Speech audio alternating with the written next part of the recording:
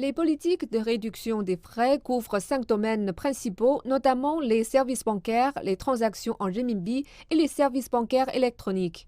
Par exemple, les frais pour les retraits d'espèces interurbains au guichet automatique seront abaissés à moins de 3,5 yuan par transaction. Les frais supplémentaires pour les transactions interurbaines sont supprimés. Le vice-gouverneur de la Banque centrale, Fan Yifei, a déclaré que les institutions du pays devaient se conformer à l'intégralité de ces politiques. Les institutions financières ne devraient pas augmenter les frais avant de les réduire. Nous devrions avoir 2 systèmes, un pour les banques et un pour les établissements de paiement pour assurer la mise en œuvre de ces baisses de frais. Nous devons également identifier correctement et efficacement les petites et micro-entreprises. En attendant, il est nécessaire de renforcer l'interprétation et la promotion de ces politiques. Les banques d'État devraient jouer le rôle de premier plan dans la surveillance. Le vice-gouverneur a déclaré que ceux qui devraient bénéficier le plus de ces politiques étaient les petites et micro-entreprises et les travailleurs indépendants. Ils devraient économiser quelques 16 milliards de yuan, soit environ 70% du total des réductions de frais.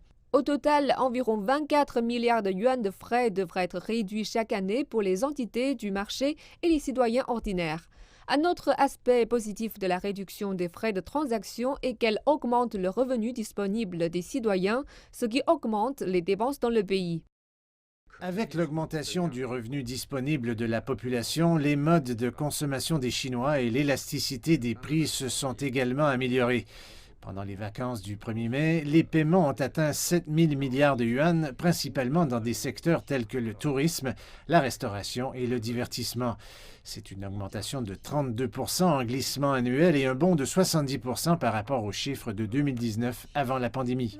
L'année dernière, de nombreuses entreprises, en particulier les plus petites, ont été durement touchées par la pandémie de Covid-19.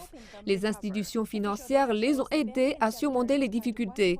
Les données du Conseil d'État montrent que le gouvernement a réduit de 1 500 milliards de yuan, soit environ 200 milliards de dollars américains, divers types de frais pour les petites et micro-entreprises.